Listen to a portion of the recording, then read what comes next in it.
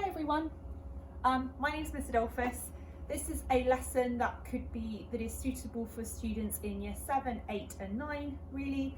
All you need today is a pen and a piece of paper and potentially access to another internet source other than this, but if you don't, that's absolutely fine.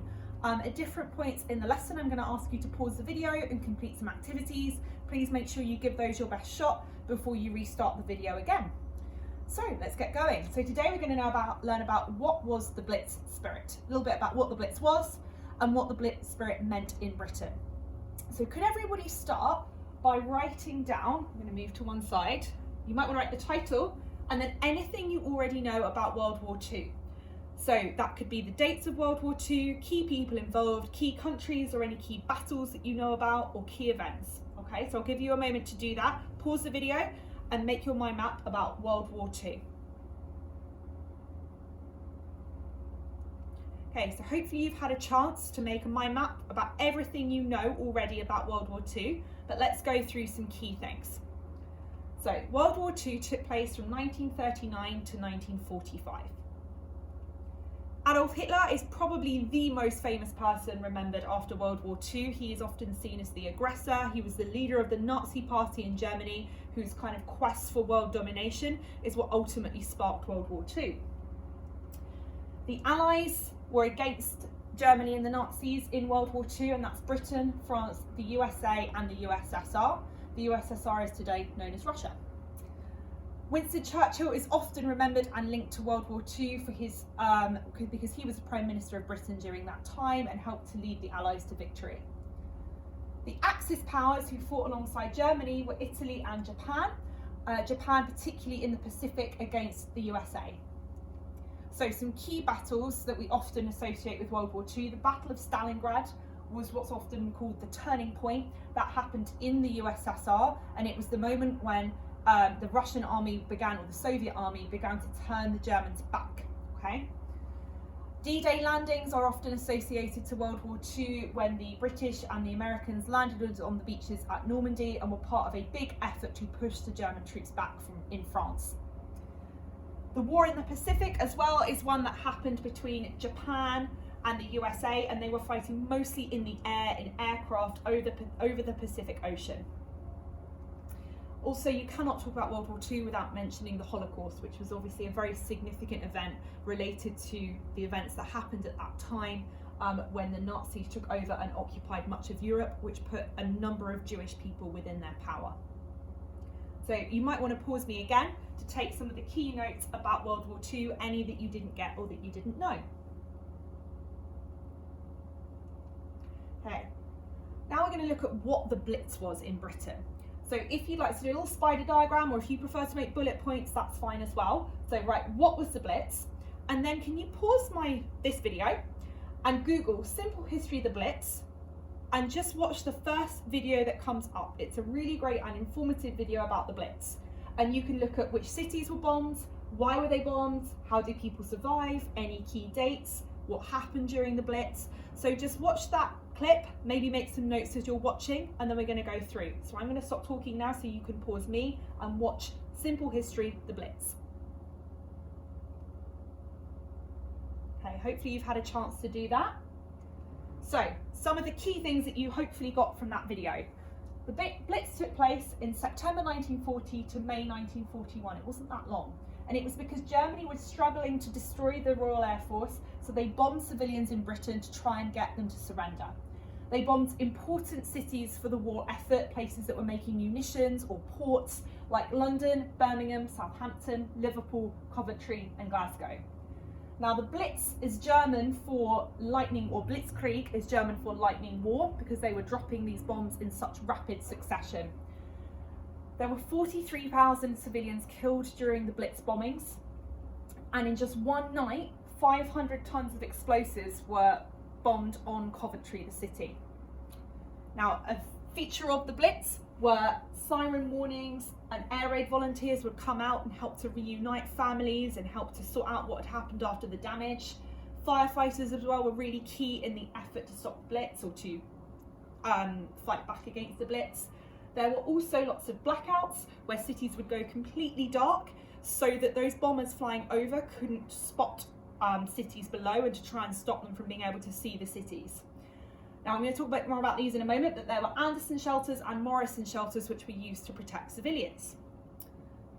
So, just to find out, just a little side note, a slightly more cheerful note, if you look up Sheila the baby elephant, there is Google, you can read some articles on Google. You could also look at, there is a really nice video that comes up as well by the BBC that looks at the story of Sheila, who was looked after during the Blitz by a resident of Belfast. So if you want to pause the video and have a look at that, it is a really interesting little story. Hopefully you found out something about Sheila. So if everyone could now split your page into two. So you can pause the video while you do this, and you need to write two subheadings. How did people survive the bombings? And what sacrifices did people make during the Blitz era? So pause the video and split your page. Hopefully you've had a chance to do that. So I'm now going to talk to you about how people survived the bombings and the different things that they did. So, one thing were Anderson shelters, and I'm going to start by kind of drawing these for you. So these were built half above ground and half underground, and they were made of corrugated iron sheets. So they were like that, with a little entrance way in the front. Now, they were often part buried, so the soil would kind of come up to here.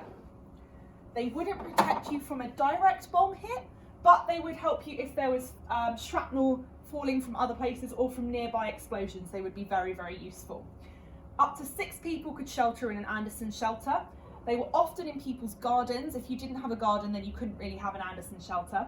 And they cost £7 to buy from the British government, or £330 in today's money. And the government, if people couldn't afford those, they would give out free Anderson shelters to low-income families that still had gardens. So that's the Anderson shelter. If you want to pause and make a note on any of those things, you may. Okay, so there were also Morrison shelters. Morrison shelters were a bit strange. They would be inside the house, and they were quite narrow, like this, so they almost look like cages. And I think you saw one featured in the video that you just saw. Now these would be inside people's houses. You can't really fit more than 2, maybe 3 people in them.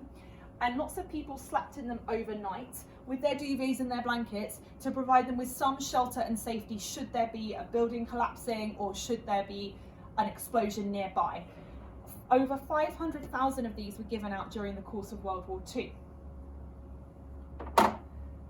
The next type of shelter that I'm going to talk about was one particular to London, which was the London Underground. Now, every night, thousands of people would go down to the London Underground. So obviously they became quite filthy and overcrowded. And at first, the government were discouraging people from going down into the underground. They didn't like it. However, they soon realised that it could provide really valuable shelter for people during this Blitz. So they actually started to build bunks down for people to sleep on in the underground. They had first aid points installed. They installed chemical toilets so people could use the loo hygienically. And they even had underground marshals who would help people. A final way that people survived the bombings was heading to the country. So this was literally going from the cities, I'm going to draw a little city, it's not very good drawing, out into the countryside. And people would use their camping gear on their backs, and they would head out into the countryside during the night time in order to shelter and be away from the danger of those bombs. And then they would return to work during the day. So in London, people went out to Epping Forest in the northeast of London. In Plymouth, they would go up to the moors in the countryside. Southampton, they would go to the nearby town of Salisbury, which was far less likely to be bombed during the Blitz. And in Liverpool, they would go out to the Wirral, which is the countryside around Liverpool. So I'll just give you a moment there to add any notes that you want to make about how people survived the bombings. Remember, we've got Anderson shelters, Morrison shelters, London Underground, and heading out to the country. Okay, now we're going to look at how did people, or what sacrifices did people make during the war, or during the Blitz particularly, and one of those was rationing. So, rationing was introduced to ensure that everyone had enough food and it was shared around equally amongst families and civilians in Britain, and that then also they had enough food for the troops at the front, on the front lines. The Ministry of Food was set up to control the distribution of food and help people to manage food. Everyone would have a ration book like this per person per week, and it would ration out things like milk, eggs, cheese, cereals, tins, and other things that are in short supply. So something I asked my class when I did this in person was, what do you think potentially would be rationed now in the current situation? Another thing that's important about rationing is vegetables were not rationed. Fruit and veg were freely quite easy to get hold of, and people were strongly encouraged to grow their own. Now this doesn't mean that there weren't sometimes shortages of things like tomatoes, but generally fruit and veg were easy to find. Things like potatoes, you'll see on this video, are what people were encouraged to cook with because they were easier to find. Final thing, there were often long queues outside shops as people waited to pick up their rations. So pause the video again to take any little notes that you want about rationing. You could also potentially search on the ration, British Pathé, for a great little film that was made during World War II to inform the general public about rationing and the type of things that were rationed and the types of meals they could make with their food at home. So pause me for now. Okay, hopefully you've got some notes on rationing. Final thing we're going to do today in terms of sacrifice was evacuation. So, from the very start of the war, people were sent out from the cities, okay, into the countryside to protect lives. On the first few days of the outbreak of war, 3 million people were evacuated from September 1939. Most of those were children and teachers who were sent out to the countryside to families there who would take them in and look after them. Now, obviously the government had to plan this really carefully. It was a really huge operation. There were railway staff involved, police, teachers and billeting officers who would decide where children would go when they got to their destinations in the countryside. Now, lots of children were really concerned about leaving their parents because obviously with the Blitz and the World War going on, they were really worried about leaving their parents in the cities. However, some children had really positive experiences of evacuation and enjoyed their time in the countryside, while others had slightly more negative experience.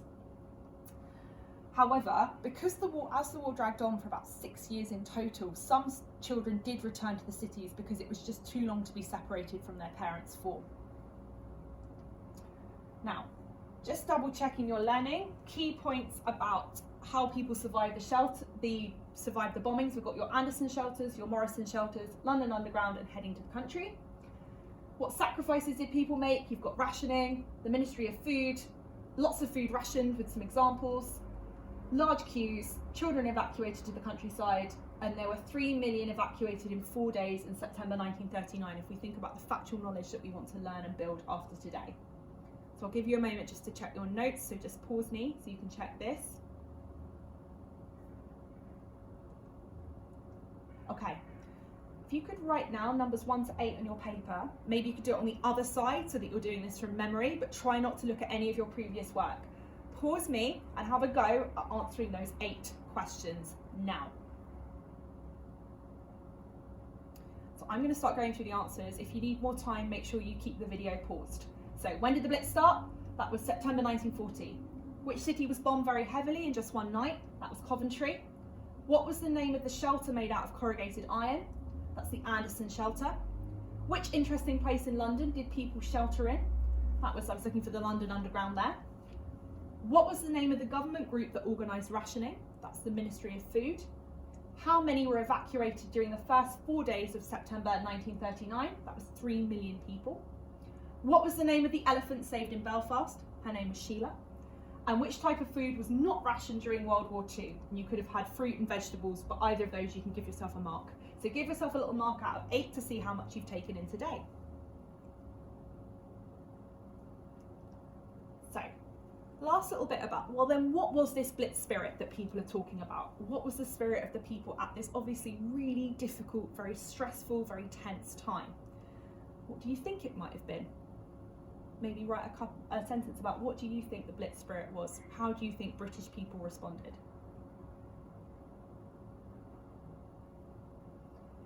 Now, if you Google Mrs. Barker, British Pathé, you can see a lady that was alive during World War II, and she's talking a little bit to an interviewer about her experience of the Blitz and the Blitz spirit. It's just a really short clip. So pause me and watch that. What does she say? She talks about determination, defiance, and keeping going even when things get difficult. So now, as the last thing that maybe you would like to do, something to do at home, how are your family or the people in your household coping with the current situation in Britain? Write a little paragraph about what would you say if someone interviewed you and asked, how are you all coping with isolation or social distancing today? So have a think, and you can make almost like your very own primary source that students may be studying in years to come, looking at the experience of families in Britain and how they coped with the coronavirus outbreak and social isolation in Britain today. So I'm going to stand away now and let you have a look at that, and you can pause me. Hope you've enjoyed the lesson. Hope you've learned something new. It's Miss Adolphus. Bye bye.